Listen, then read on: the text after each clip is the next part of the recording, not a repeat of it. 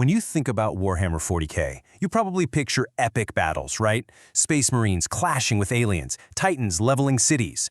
But what about the horror that happens away from the front lines? In this explainer, we're going to explore the places where just living your daily life is its own special kind of war zone. So let's dive in. You hear that word grimdark thrown around all the time to describe this universe. And yeah, it brings to mind skulls, giant Gothic buildings, and of course, endless war.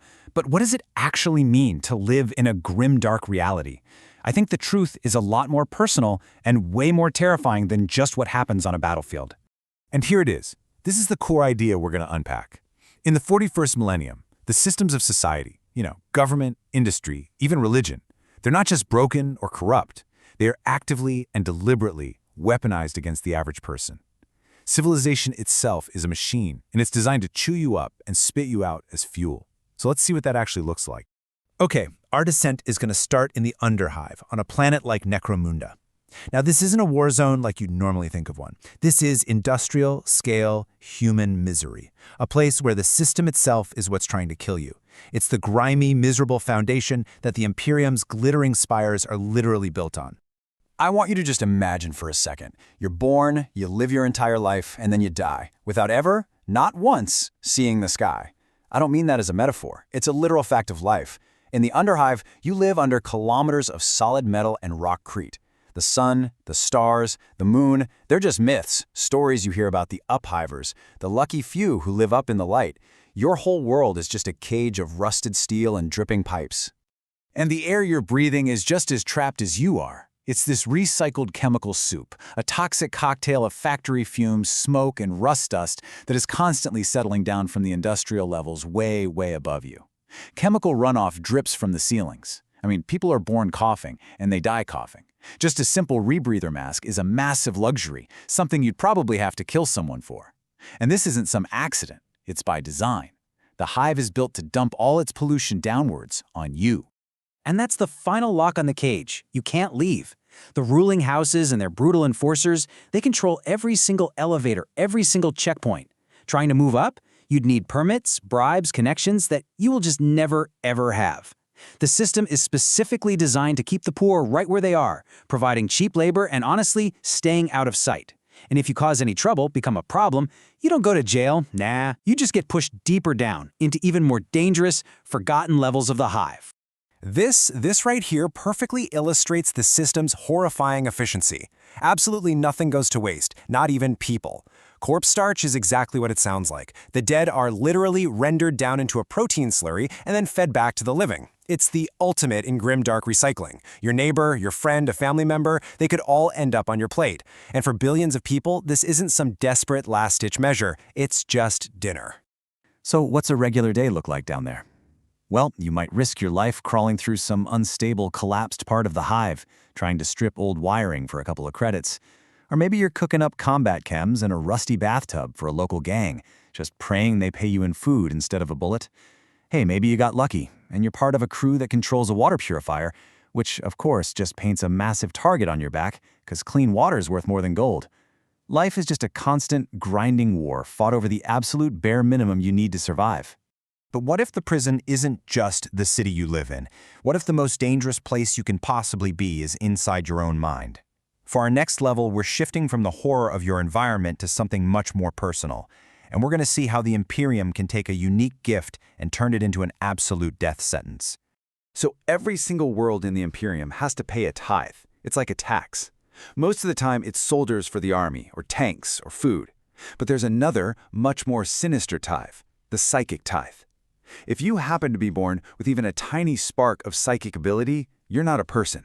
You're a resource to be harvested. A knock comes on your door, your name is checked off a list, and you are taken away. Your family will never, ever see you again.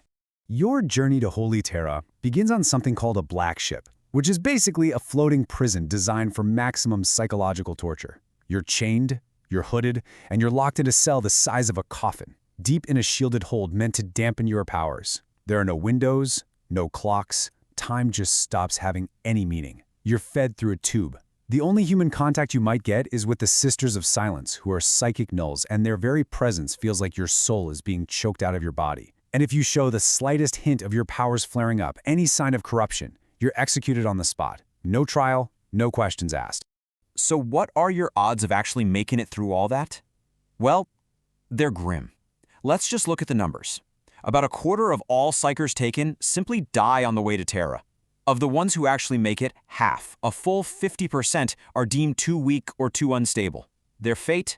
They are fed to the Astronomicon, their souls literally burned like firewood to power the giant psychic beacon that guides starships. That leaves just a quarter, 1 in 4, who might survive to be trained. Survival is not the goal here. It's the rare exception. So, why? Why all this insane cruelty? It all boils down to one thing: fear. To the Imperium, an uncontrolled psyker isn't a person. They're a walking, talking doorway for demons, a living breach that could doom an entire planet. So this whole horrific process, it isn't seen as cruelty. It's seen as a grim but necessary precaution. They would rather kill 1,000 innocent psychers than risk one single one falling to chaos. Your life is just an acceptable risk in their calculation.